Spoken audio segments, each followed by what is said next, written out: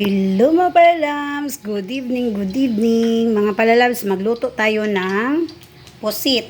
Yan ang ulam namin ngayong gabi. Pusit. Diba?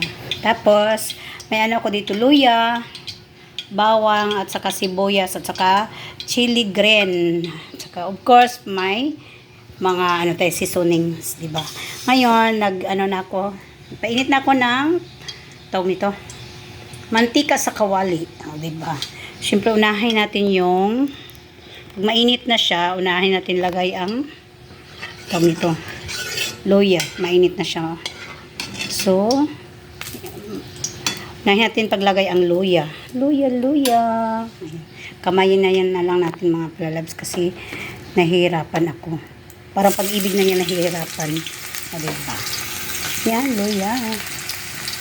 Tawag nito. Unahin natin yung luya para masarap, para mawala yung lansa ng pusit. Yan ang pusit ko. Yan, tama na yan sa amin tatlo. Ang anak ko. Ito. Habang nag-ano siya, ilagay natin yung bawang.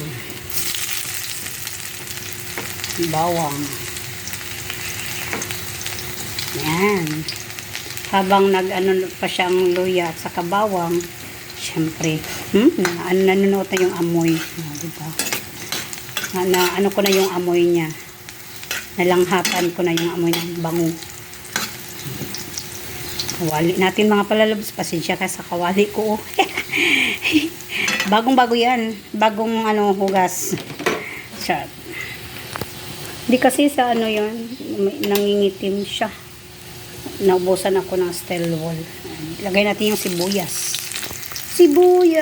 Kamatis. Sibuyas.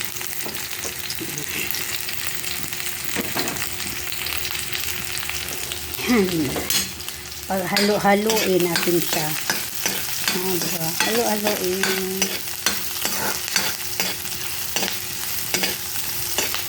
Tapos ng halo-halo. Bango na niya. Ang bango-bango.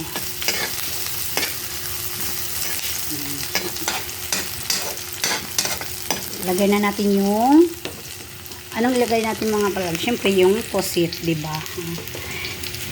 Pag ang pusit, hinihiwa ko siyang ganito, para matanggal yung niya, yung kinakain ng pusit. So, lagay na natin siya. Pusit. Yan. Pusit.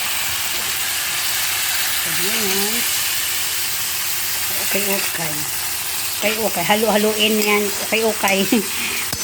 Ano yan? Damit. Okay. Halo-halo. Haluin natin siya. Paborito to ng anak ko, bunso, itong pusit. Hiniwa ko siya mga palalabs, para mawala yung matanggal na yung tinai. Yung bituka ba ng pusit. Siya na kayo, halo-halo yung salita ko kasi Bisaya manggod si Inday Lisa ba. Si Inday Analisa ba, Bisaya manggod kaayo ba. So, ganyan para ilagay natin tong sili para hindi siya malansa. Tapos lagyan siya natin ng paminta. Siyempre, paminta yan. Ito, paminta. Yan. Tak natin siya, paminta. Ayaw ng anak ko tong paminta, pero ako mahilig ko sa paminta. Wala, no choice sila. Lagyan natin siya ng soy sauce. Kunti lang mga palalabs para may naman, may color siya ba. Tapos, halo-haloin natin siya. Halo-haloin natin siya. Halo.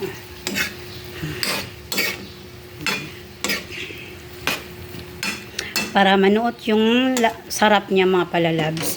Lagyan na lang natin siya ng seasoning. May paminta na siya, may seasoning.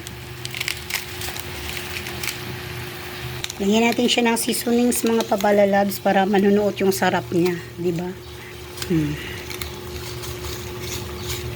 Ubusin na lang natin itong isa para masarap.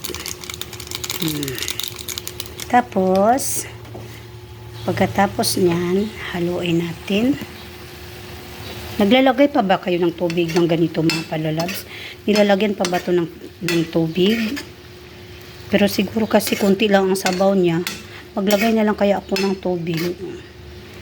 Comment na lang kayo ha kung ano dapat ilagay dito. Di na ako mag-asin kasi may magic. May magic na yan siya. Alam niyo yung magic. Tak, tak, tak, magic. Sarap. Pero syempre magbibitchin tayo. Lagyan natin siya ng bitchin konti lang. Konti lang yung bitchin. Oh.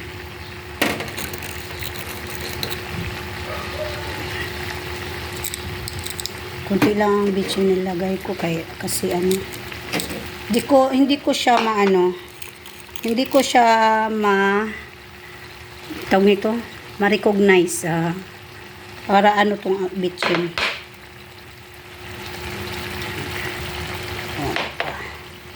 Tapos, nilagyan ko na siya ng bitchin. Anong bang susunod? Siyempre, haluin na naman natin ulit. Pwede naman siya dilagyan ng tubig. Kasi may sabaw naman siya, diba? Tama na ba ito? Diba? Lagyan na natin ng kunting mainit na tubig. Kasi, yung anak ko mahilig siya sa sabaw. Kunti lang naman, Yan mga palalabs. May sabaw naman siya, no? Pero lagyan ko lang siya ng konti ng tubig.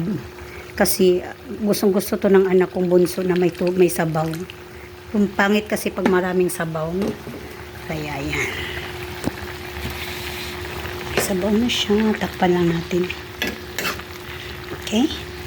So, hanggang siya maluto. Just mga palalabs. 1 hour later, diba? Tingnan natin kung okay na ba siya. Ready? 1, 2, 3. Yes. Okay ka ba dyan? Yan. So, haluin natin. Tikman natin mga palalabs. Kung masarap na ba siya.